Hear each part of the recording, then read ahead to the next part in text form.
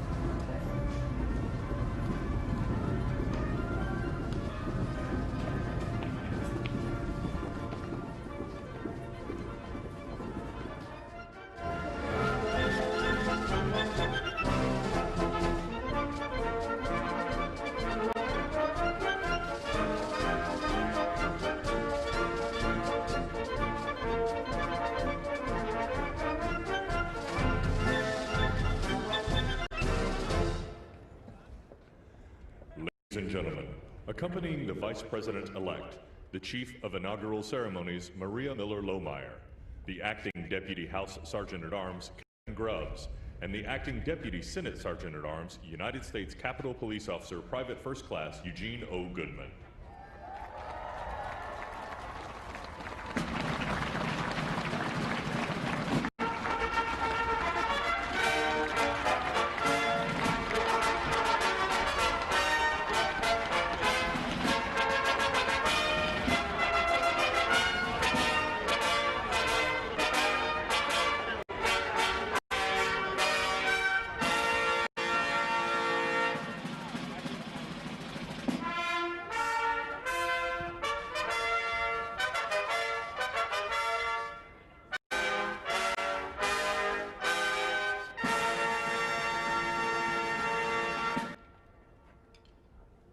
Ladies and gentlemen, the Vice President-elect of the United States, Kamala Devi Harris, and Mr. Douglas Imhoff.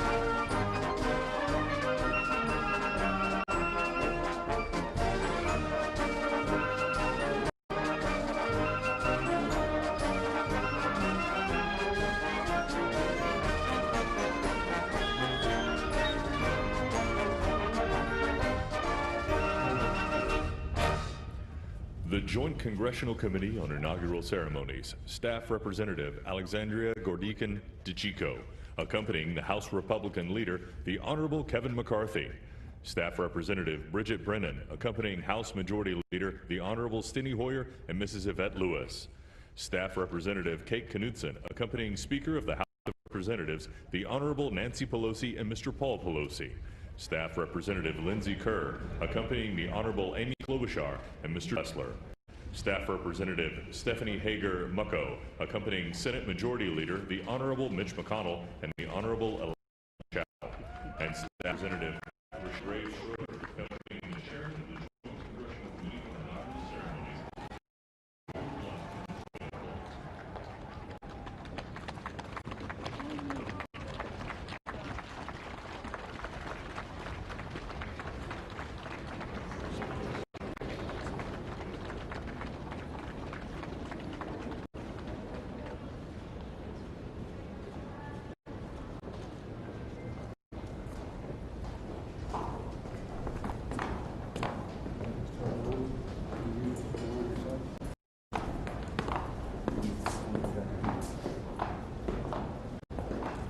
Stand by.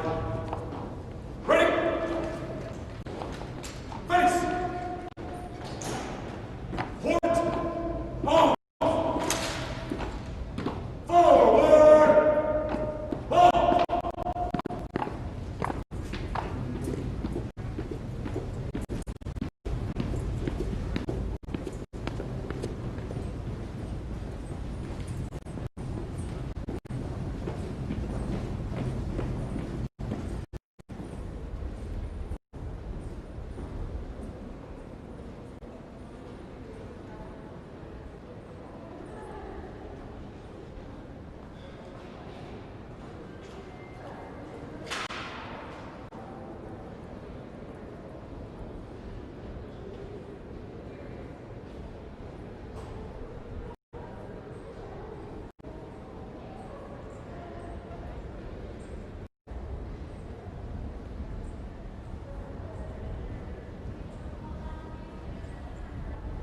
Ladies and gentlemen, accompanying the President-elect, the Staff Director of the Joint Congressional Committee on Inaugural Ceremonies, Fitzhugh Elder IV, the Acting House Senate Sergeant-at-Arms, Tim Blodgett, and the Acting Senate Sergeant-at-Arms, Jennifer Hemingway.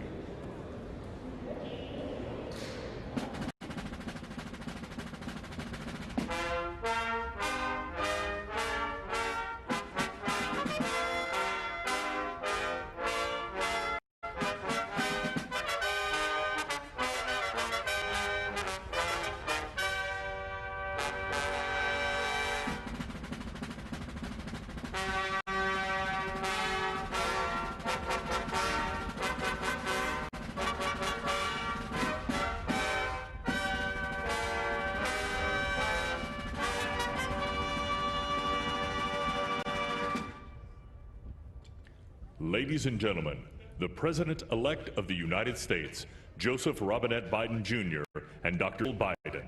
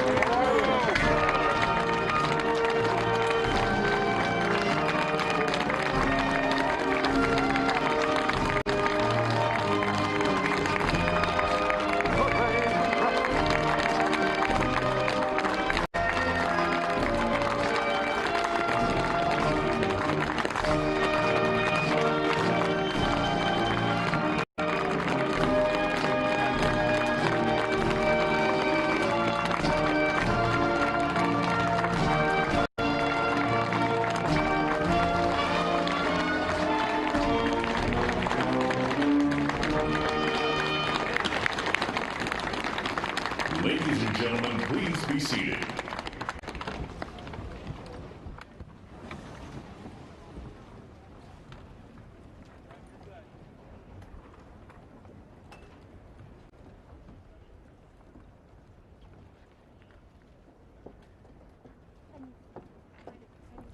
Please welcome the Honorable Amy Klobuchar.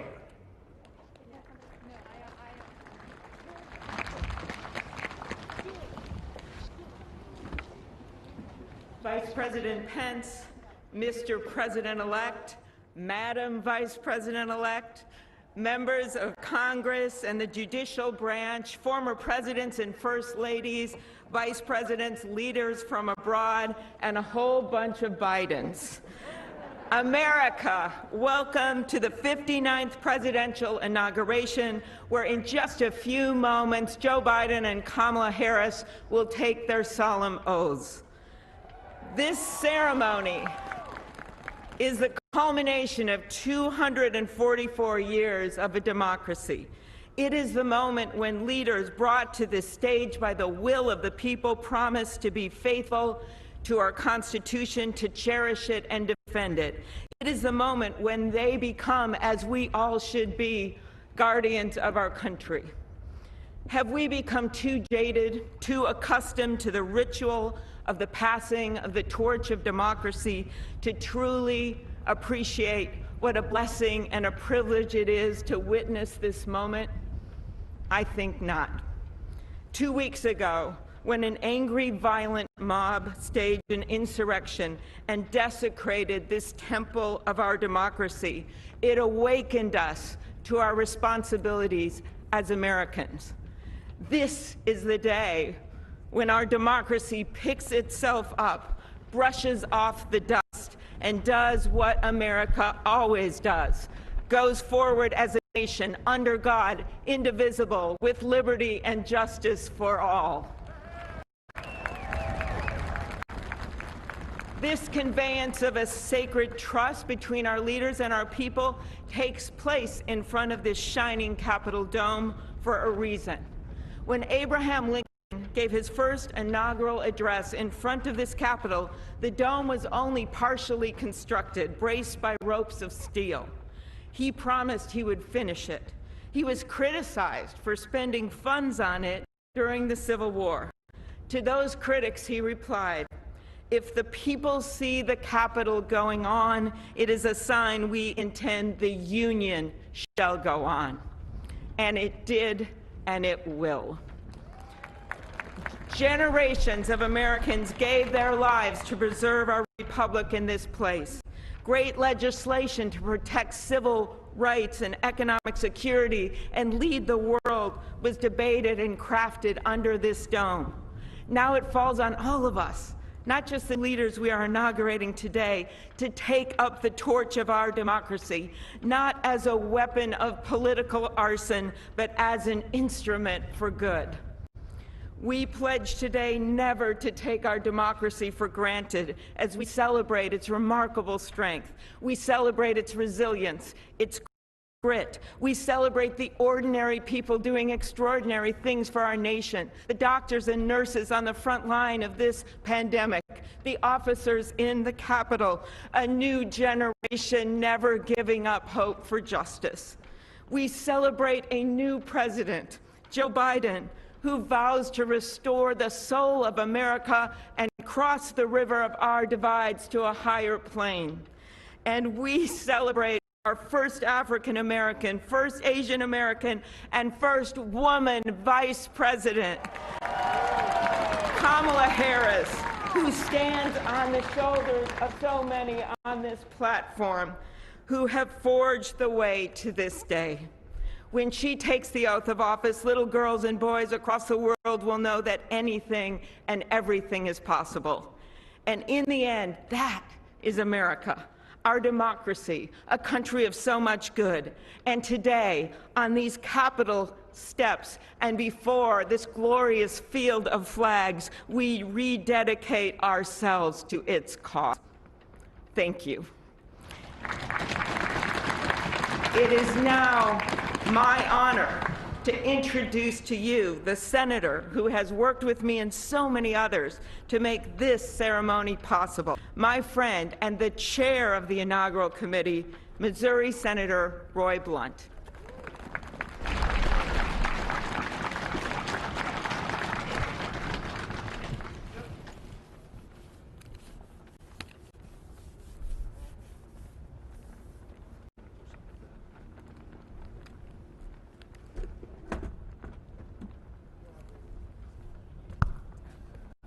Well, I should have known when Senator Klobuchar got involved, at least there'd be a touch of snow up here this morning. Of all the things we'd considered, I don't think snow was on my agenda till I walked out the door a moment ago. But thank you, Senator Klobuchar, and thanks to the other members of the Joint Congressional Committee on the Inauguration as we officially begin the 59th inaugural ceremony. I also want to thank the Joint Committee staff and our partners, particularly our security partners, for the way they've dealt with unprecedented circumstances. When I chaired the inauguration 4 years ago, I shared President Reagan's 1981 description of this event as commonplace and miraculous. Commonplace because we've done it every 4 years since 1789. Miraculous because we've done it every 4 years since 1789. Americans have celebrated this moment during war, during depression, and now during pandemic. Once again, all three branches of our government come together as the Constitution visions. Once again, we renew our commitment to our determined democracy, forging a more perfect union. That theme for this inauguration, our determined democracy, forging a more perfect union, was announced by the Joint Committee before the election with the belief that the United States can only fulfill its promise and set an example for others if we are always working to be better than we have been. The Constitution established that determined democracy with its first three words, declaring the people as the source of the government. The Articles of Confederation hadn't done that. The Magna Carta hadn't done that. Only the Constitution says the government exists because the people are the source of the reason it exists. They immediately followed those first three words with the words to form a more perfect union. The founders did not say to form a perfect union. They did not claim that in our new country nothing would need to be improved. Fortunately, they understood that always working to be better would be the hallmark of a great democracy. The freedoms we have today, the nation we have today, is not here just because it happened, and they aren't complete. A great democracy working through the successes and failures of our history, striving to be better than it had been. And we are more than we have been, and we are less than we hope to be. The assault on our Capitol at this very place just 2 weeks ago reminds us that a government designed to balance and check itself is both fragile and resilient. During the last year, the pandemic challenged our free and open society and called for extraordinary determination and sacrifice, and still challenges us today.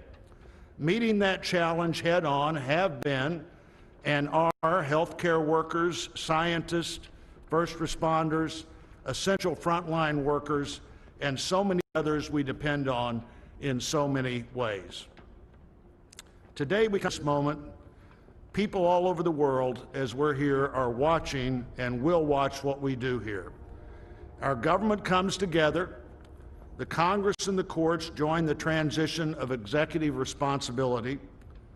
One political party more pleased today and on every inaugural day than the other.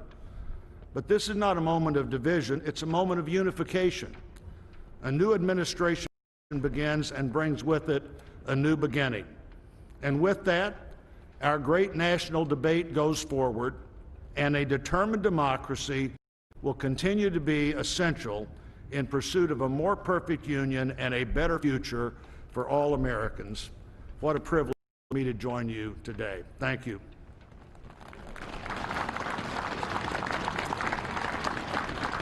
I'm pleased to call to the podium a longtime friend of the President-elect and his family, Father Leo O'Donovan, to lead us in an invocation.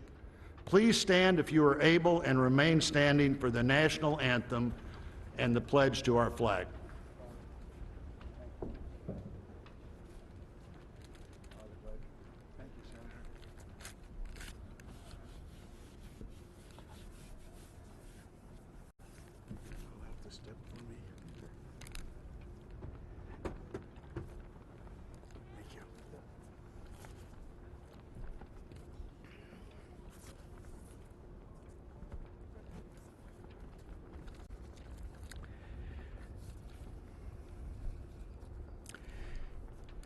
Gracious and merciful God, at this sacred time we come before you in need, indeed on our knees.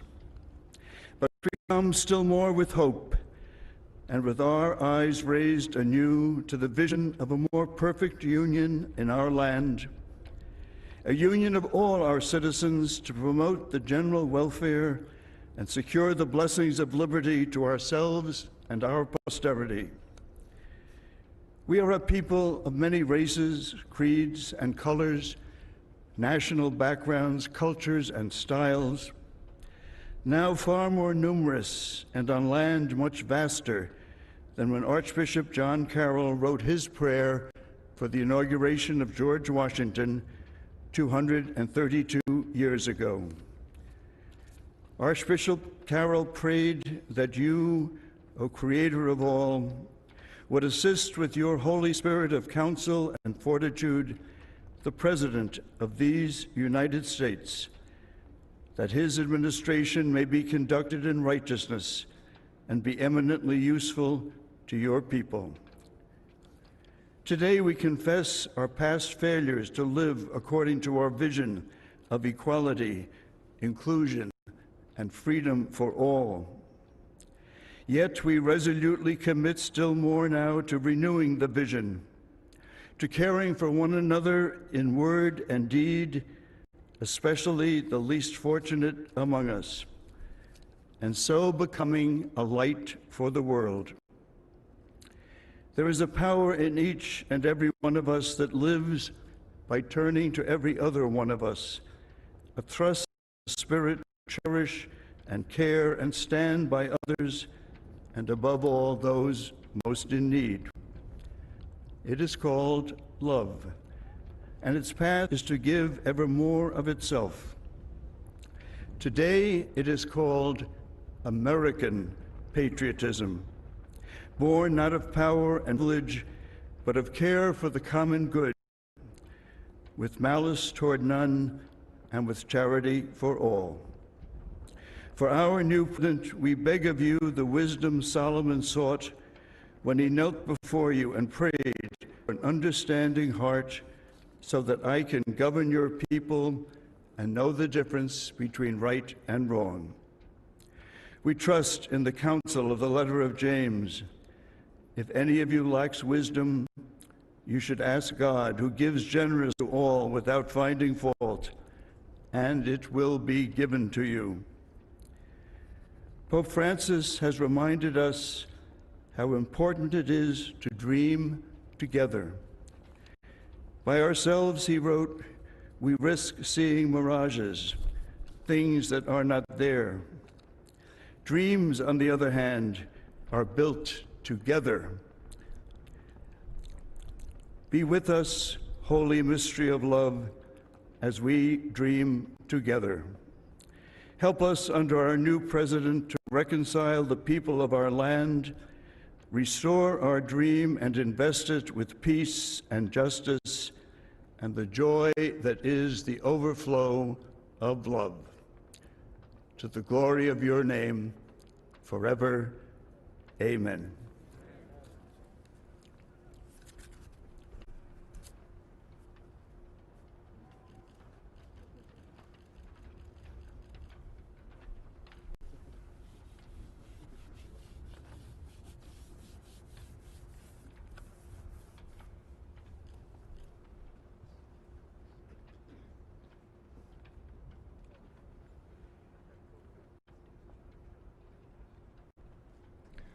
Ladies and gentlemen, please remain standing for the presentation of our national colors by the Armed Forces Color Guard, the singing of our national anthem, and for the Pledge of Allegiance.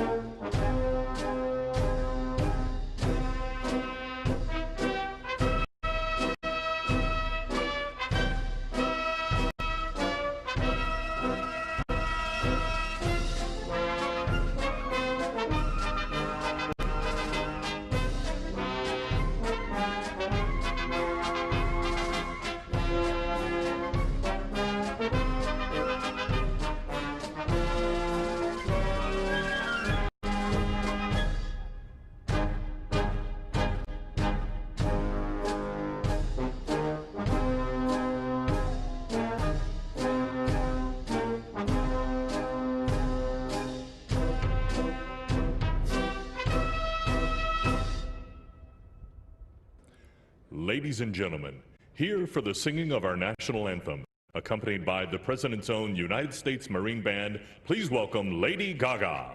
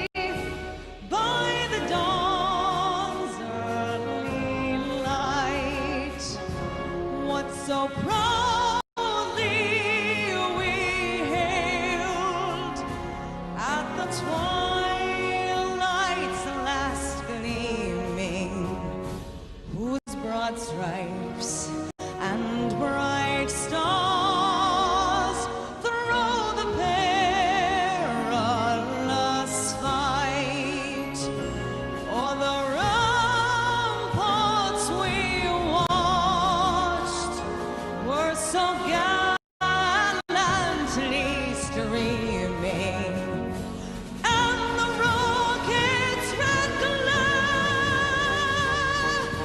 the bombs bursting in air, gave proof through the night that our flag was still there.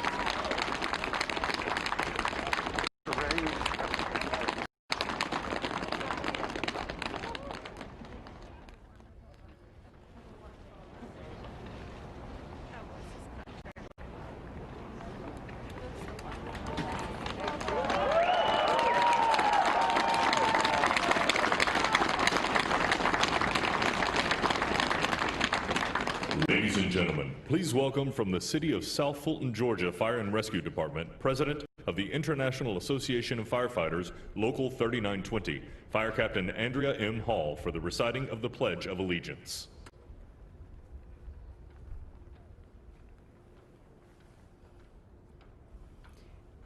I pledge allegiance to the flag of the United States of America and to the republic for which it stands, one nation, under God, indivisible, with liberty and justice for all.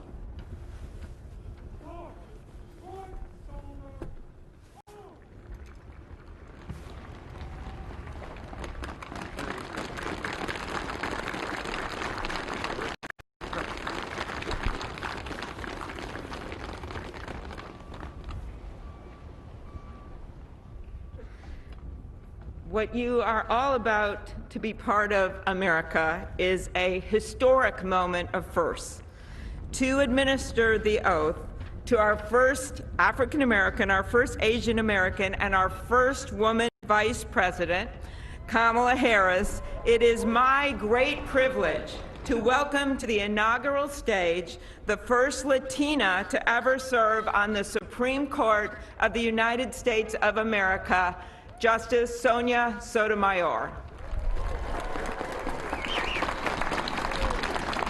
Ladies and gentlemen, please remain standing for the oath of office, followed by musical honors.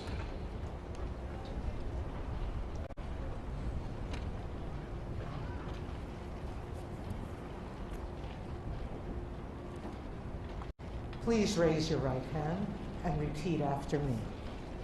I, Kamala Davy Harris, do solemnly swear I, Kamala Davy Harris, do solemnly swear that I will support and defend the Constitution of the United States that I will support and defend the Constitution of the United States against all enemies, foreign and domestic, against all enemies, foreign and domestic, that I will bear true faith and allegiance to the same, that I will bear true faith and allegiance to the same, that I take this obligation freely, that I take this obligation freely, without any mental reservation or purpose of evasion, without any mental reservation or purpose of evasion, that I will well and faithfully discharge that I will well and faithfully discharge the duties of the office on which I am about to enter. the duties of the office upon which I am about to enter. So help me God. So help me God.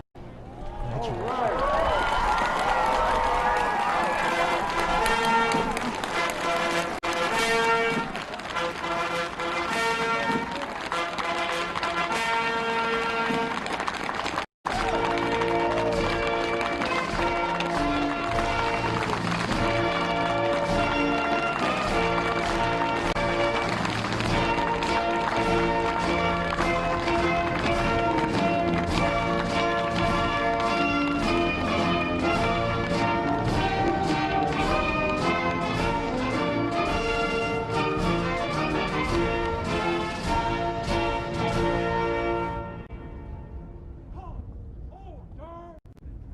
Ladies and gentlemen, please be seated.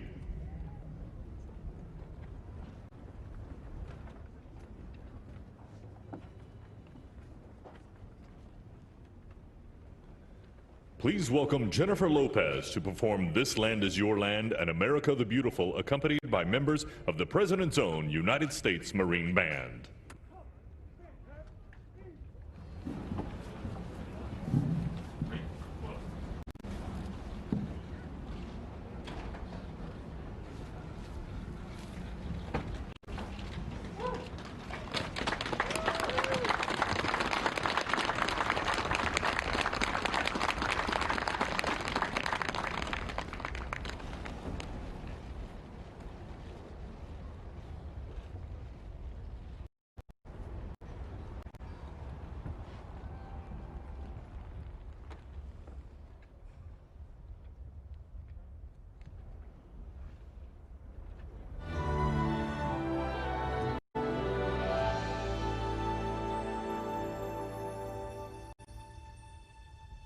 This land is your land. This land is my land.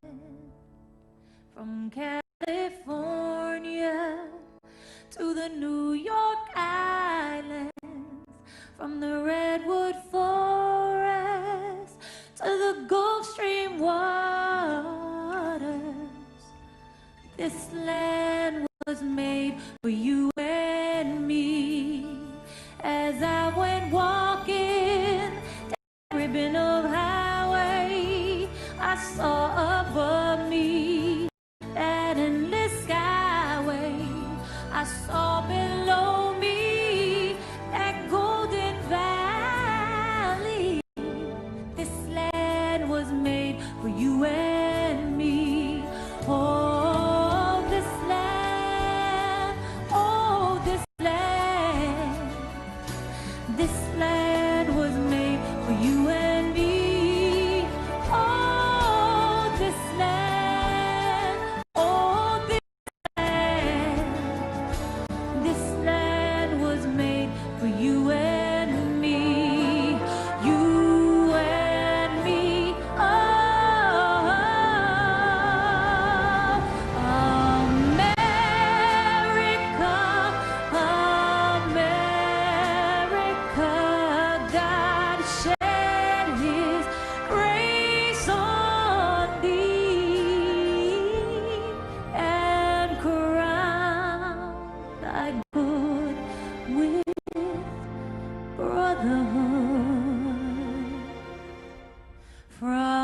Si tu Janine, si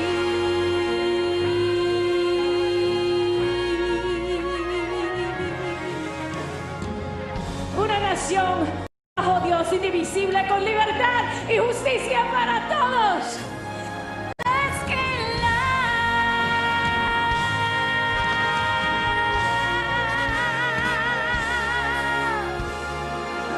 this land was made for you and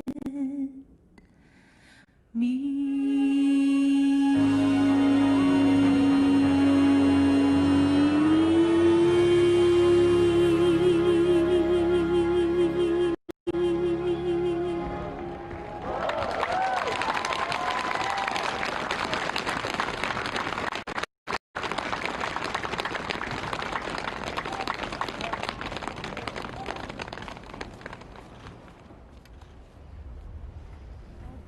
Well, that was great. The sun is shining, and Mr. President-elect, this is the first inauguration in the history of America where J-Lo was the warm-up act for Chief Justice Roberts.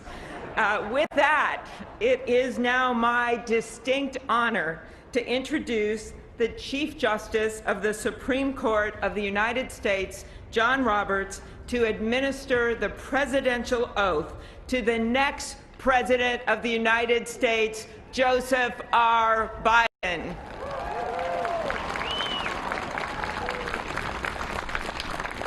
Ladies and gentlemen, please stand for the oath of office, followed by musical honors.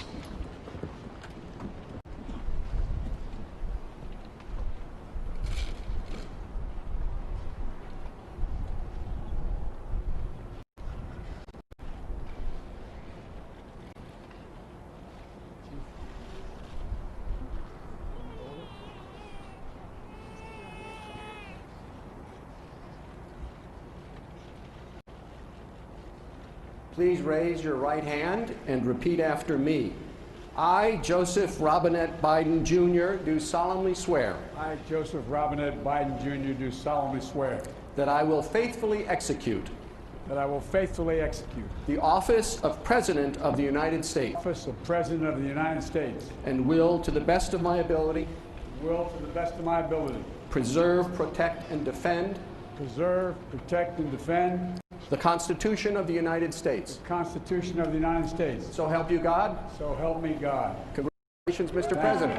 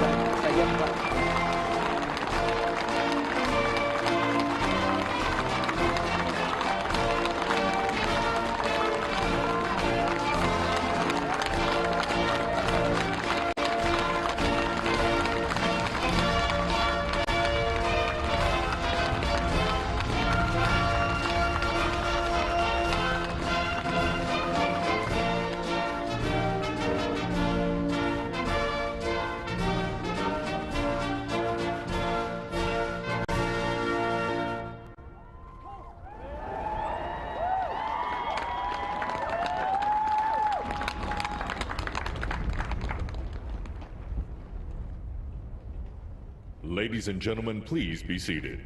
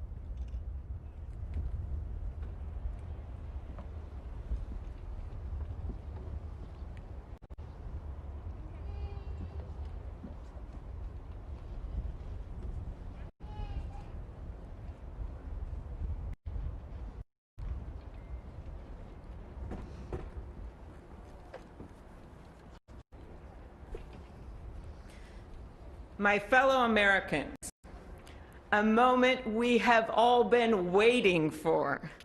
It is now my great privilege and high honor to be the first person to officially introduce the 46th President of the United States, Joseph R. Biden, Jr.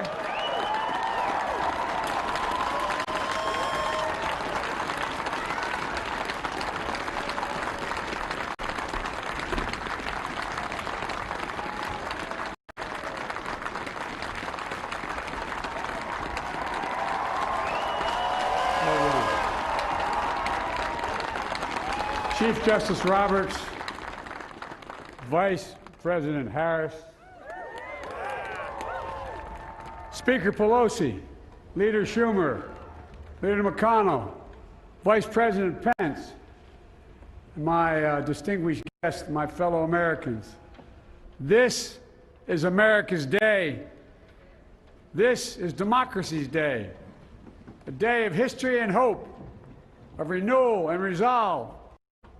Through a crucible for the ages, America has been tested anew, and America has risen to the challenge. Today, we celebrate the triumph not of a candidate, but of a cause, the cause of democracy. The people, the will of the people has been heard, and the will of the people has been heeded. We've learned again that democracy is precious. Democracy is fragile. And at this hour, my friends, democracy has failed. So now, on this hallowed ground where just a few days ago, violence sought to shake the Capitol's very foundation, we come together as one nation, under God, indivisible, to carry out the peaceful transfer of power as we have for more than 2 centuries. As we look ahead in our uniquely American way, restless, bold, optimistic, and set our sights on the nation we know we can be and we must be. I thank my predecessors of both parties for their presence here today. I thank them from the bottom of my heart. And I know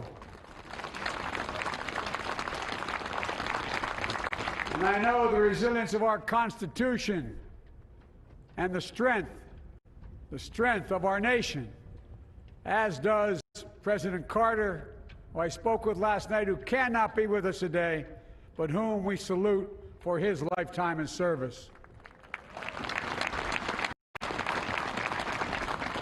I've just taken the sacred oath each of those patriots have taken. The oath first sworn by George Washington.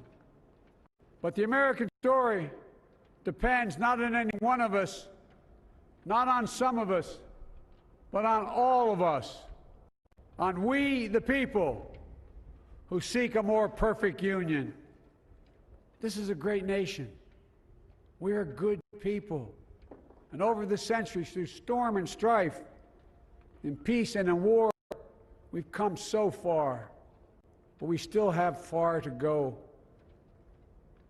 We'll press forward with speed and urgency, for we have much to do in this winter of peril and significant possibilities. Much to repair, much to restore, much to heal, much to build, and much to gain. Few people in our nation's history have been more challenged or found a time more challenging or difficult than the time we're in now. Once-in-a-century virus that silently stalks the country. It's taken as many lives in 1 year as America lost in all of World War II. Millions of jobs have been lost. Hundreds of thousands of businesses closed. A cry for racial justice, some 400 years in the making, moves us. The dream of justice for all will be deferred no longer. A cry for survival comes from the planet itself. A cry that can't be any more desperate or any more clear. a rise of political extremism, white supremacy, domestic terrorism that we must confront and we will defeat. To overcome these challenges, to restore the soul, secure the future of America, requires so much more than words. It requires the most elusive of all things in a democracy: unity. Unity. In another January, on New Year's Day in 1863, Abraham Lincoln signed the Emancipation Proclamation. When he put pen to paper, the president said, and I quote, "If my name ever goes down into history, it'll be for this act, and my whole soul is in it." My whole soul is in it. Today, on this January day, my whole soul is in this: bringing America together, uniting our people, uniting our nation. And I ask every American to join me in this cause.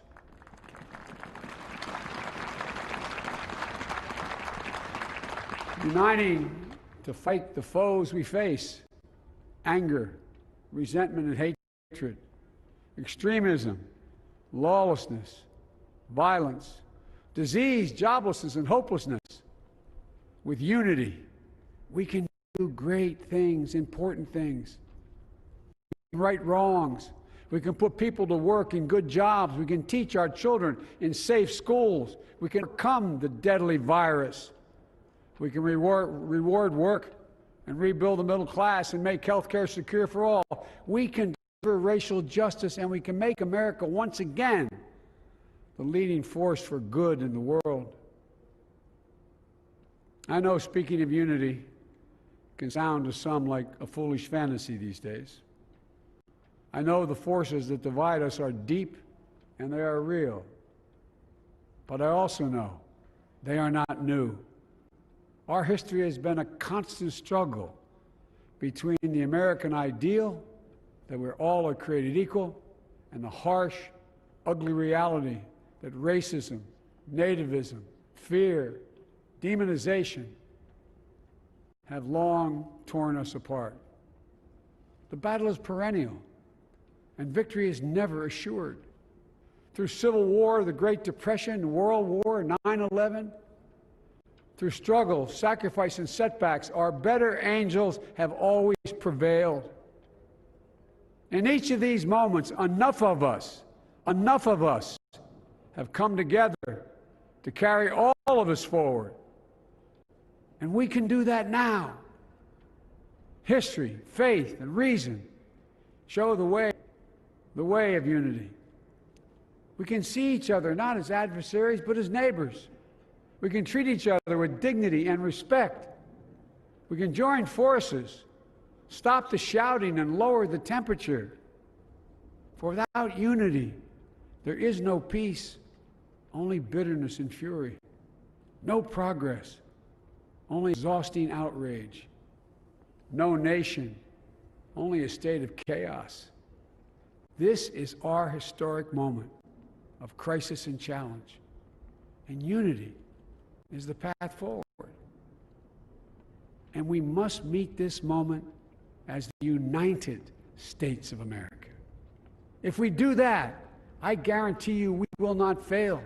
We have never, ever, ever, ever failed in America. We've acted together. And so today, at this time, in this place, let's start afresh, all of us. Let's begin to listen to one another again, hear one another, see one another, show respect to one another. Politics doesn't have to be a raging fire, destroying everything in its path. Every disagreement doesn't have to be a cause for total war. And we must reject the culture in which facts themselves are manipulated and even manufactured.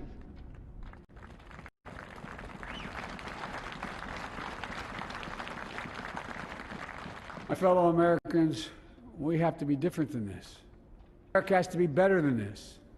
And I believe America is so much better than this. Just look around.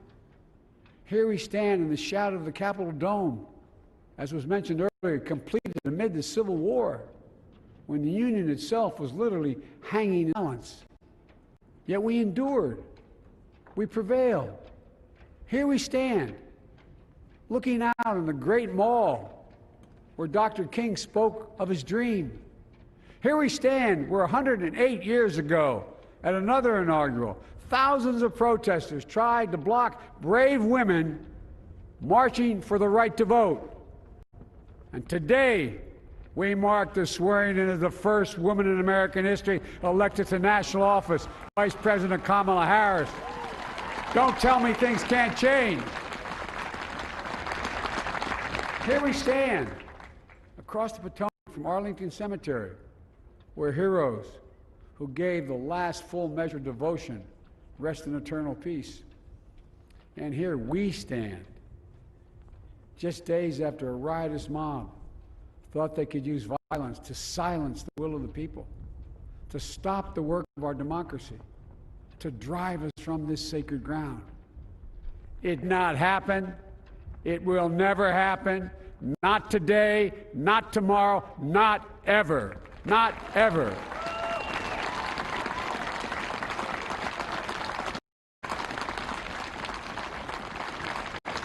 To all those who supported our campaign, I'm humbled by the faith you've placed in us. To all those who did not support us, let me say this.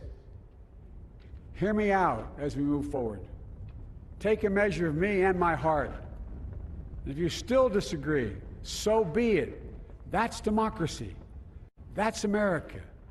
The right to dissent peaceably within the guardrails of our republic is perhaps this nation's greatest strength. Yet hear me clearly.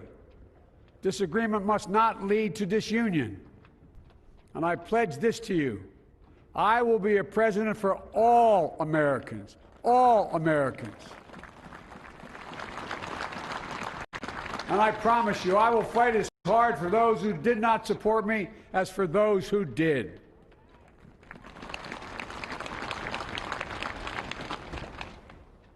Many centuries ago, St. Augustine, a saint of my church, wrote that a people was a multitude defined by the common objects of their love. Defined by the common objects of their love. What are the common objects we as Americans love that define us as Americans? I think we know. Opportunity, security, liberty, dignity, respect, honor, and yes, the truth. Recent weeks and months have taught us a painful lesson. There is truth and there are lies. Lies told for power and for profit. And each of us has a duty and a responsibility as citizens, as Americans, and especially as leaders. Leaders who have pledged to honor our Constitution and protect our nation, to defend the truth and defeat the lies. Look, I understand that many of my fellow Americans view the future with fear and trepidation.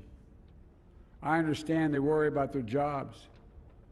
I understand, like they lay in bed wondering, can I keep my health care? Can I pay my mortgage?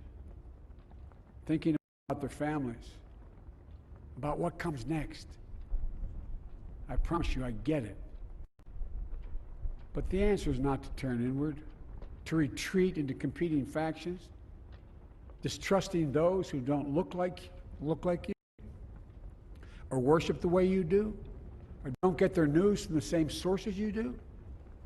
We must end this uncivil war that pits red against blue, rural versus urban, conservative versus liberal. We can do this if we open our souls instead of hardening our hearts, if we show a little tolerance and humility, and if we're willing to stand in the other person's shoes, as my mom would say, just for a moment, stand in their shoes. Because here's the thing about life. There's no accounting for what fate will deal you. Some days, when you need a hand. There are other days when we're called to lend a hand. That's how it has to be. That's what we do for one another.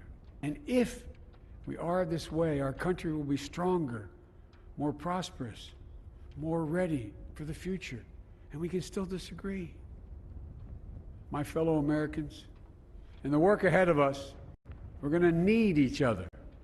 We need all our strength to persevere through this dark winter. We're entering what may be the toughest and deadliest period of the virus. We must set aside politics and finally face this pandemic as one nation. One nation. And I promise you this, as the Bible says, weeping may endure for a night, but joy cometh in the morning. We will get through this together. Together. Look, folks, all my colleagues I serve with in the House and the Senate up here,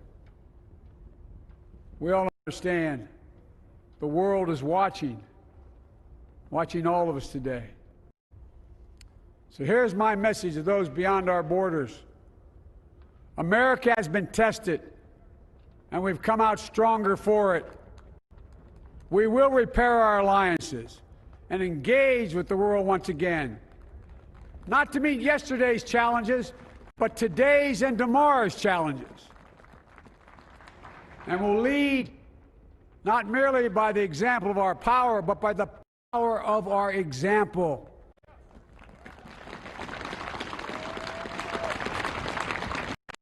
We'll be a strong and trusted partner for peace, progress, and security. Look, you all know we've been through so much in this nation. And in my first act as president, I'd like to ask you to join me in a moment of silent prayer. Remember all of those who we lost in this past year to the pandemic. Those 400,000 fellow Americans, moms, dads, husbands, wives, sons, daughters, friends, neighbors, and co-workers. We'll honor them by becoming the people and the nation we know we can and should be. So I ask you, let's say a silent prayer for those who've lost their lives and those left behind, and for our country.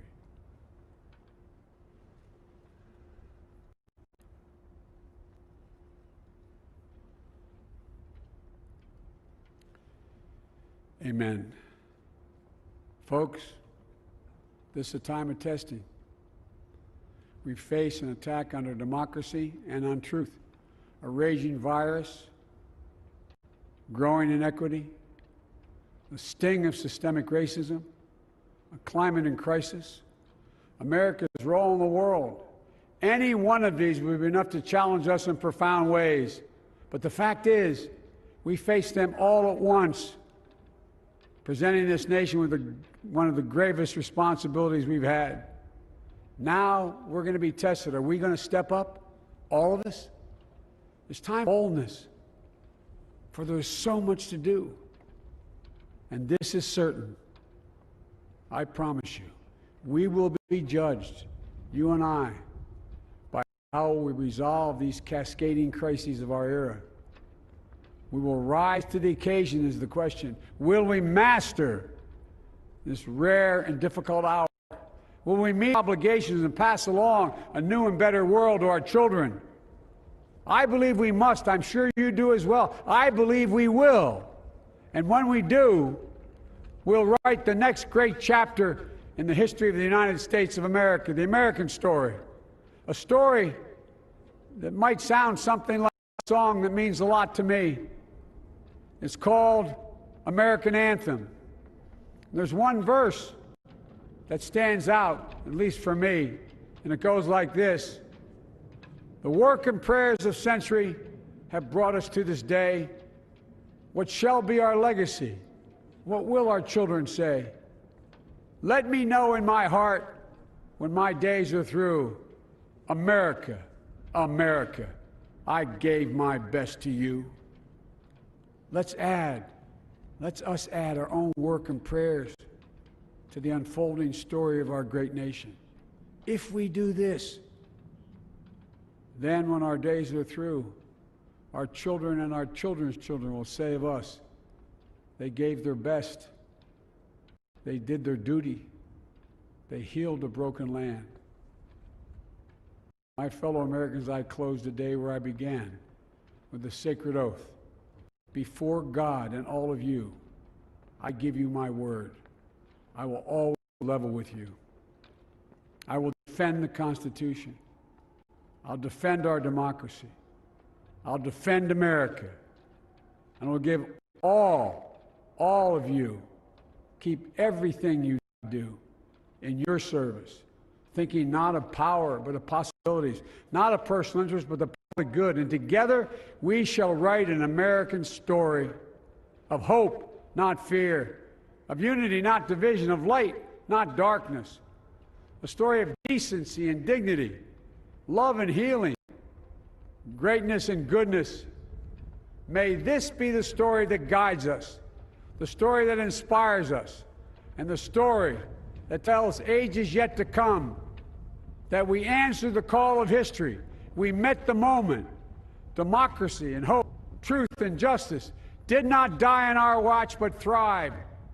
That America secured liberty at home and stood once again as a beacon to the world. That is what we owe our forebears, one another, and generation to follow. So, with purpose and resolve, we turn to those tasks of our time, sustained by faith, driven by conviction, and devoted to one another and the country we love with all our hearts. May God bless America, and may God protect our troops. Thank you, America.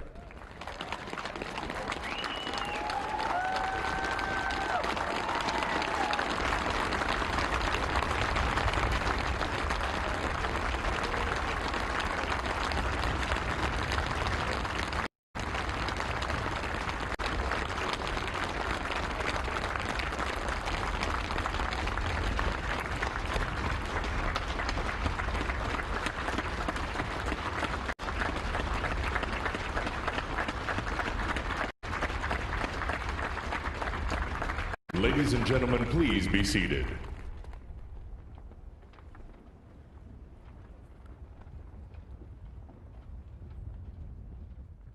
Ladies and gentlemen, please welcome Garth Brooks to perform Amazing Grace.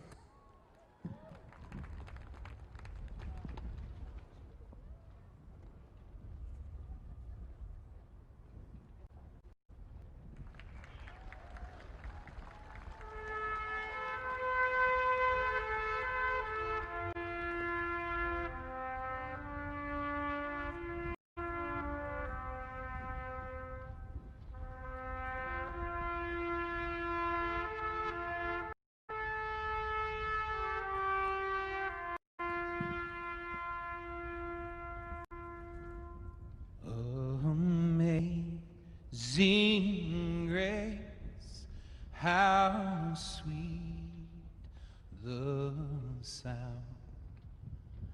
that saved a wretch like me. I was lost, but now I'm found. Was blind, but now I see. When we've been there 10,000 years, bright shining as the sun,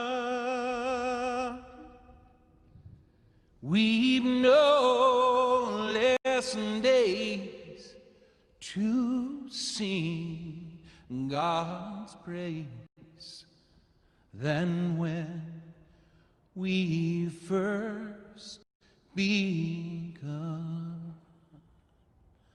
If I can ask you to sing this last verse with me, not just the people here, but the people at home, at work, as one, united. Amazing grace, how sweet the sound that saved a wretch like me. I once was lost, but now I'm found. Was blind, but now I see.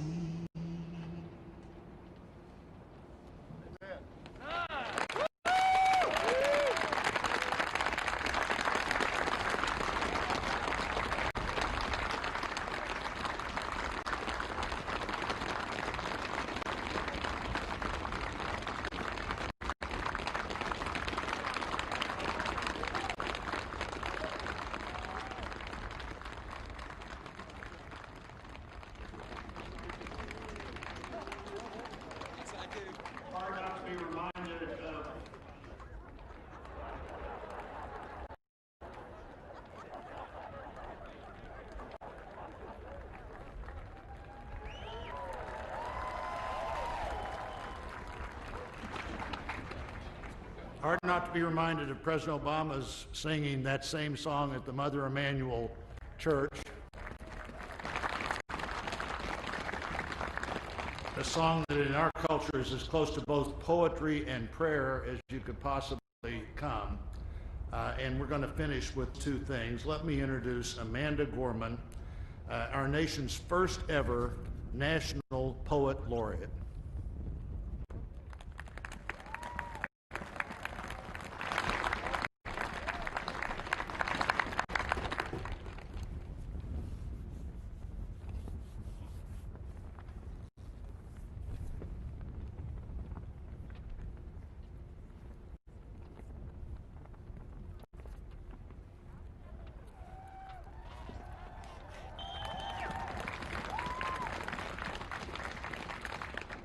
Mr. President, Dr. Biden, Madam Vice President, Mr. Emhoff, Americans, and the world.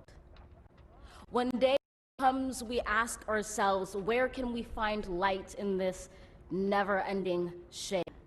The loss we carry, a sea we must wade. We've braved the belly of the beast. We've learned that quiet isn't always peace, and the norms and notions of what just isn't always just is. And yet the dawn is ours before we knew it. Somehow we do it. Somehow we've weathered and witnessed a nation that isn't broken, but simply unfinished. We, the successors of a country and a time where a skinny black girl descended from slaves and raised by a single mother can dream of becoming president, only to find herself recited for one. And yes, we are far from polished, far from pristine, but that doesn't mean we are striving to form a union that is perfect. We are striving to forge our union with purpose, to compose a country committed to all cultures, colors, characters, and conditions of man. And so we lift our gazes not to what stands between us, but what stands before us.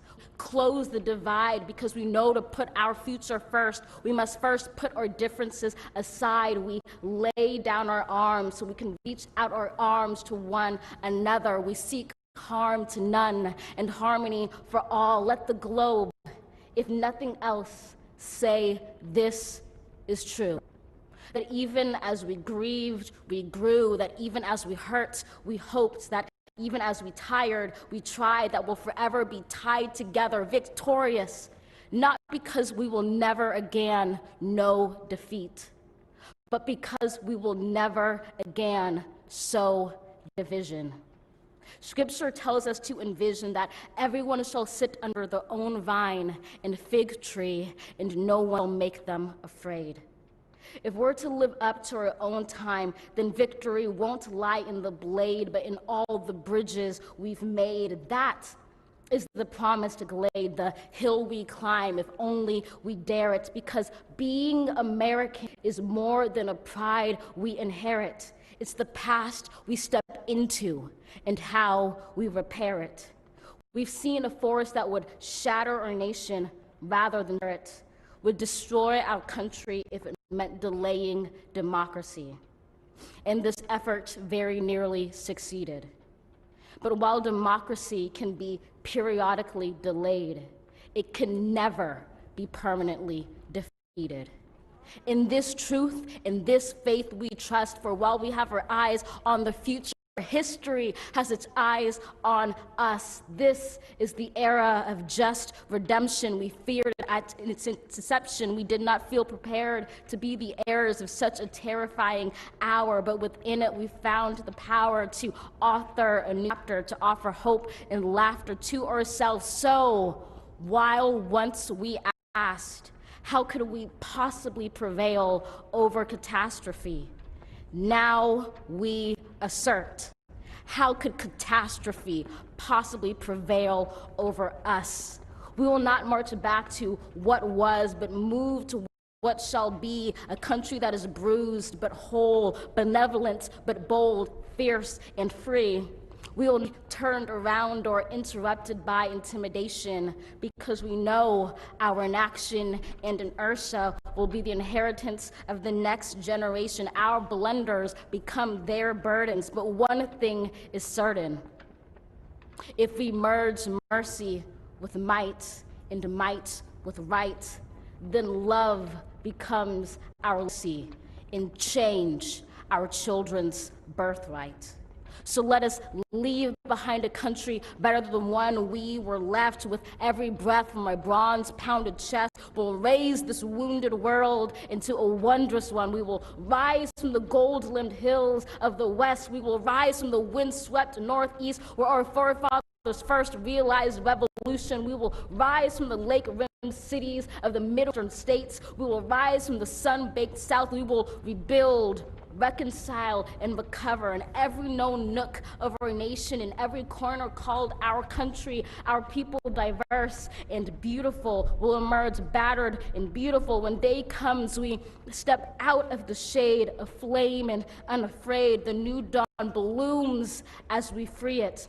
For there is always light, if only we're brave enough to see it, if only we're brave enough to be it.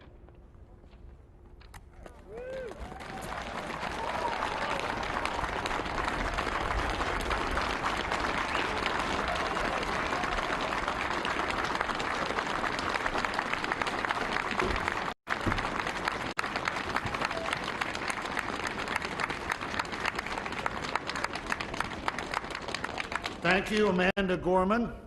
Now for our benediction, I'm pleased to introduce Reverend Dr. Sylvester Beeman, the pastor of the Bethel African Methodist Episcopal Church in Wilmington, Delaware, a friend of President Biden for 30 years.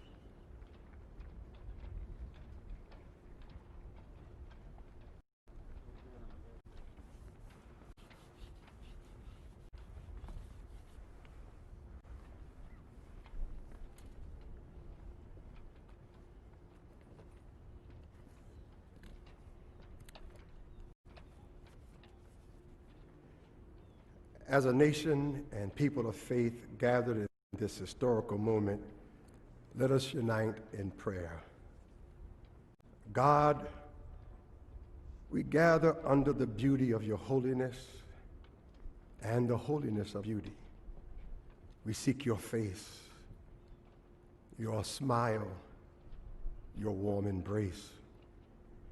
We petition you once more in this celebration.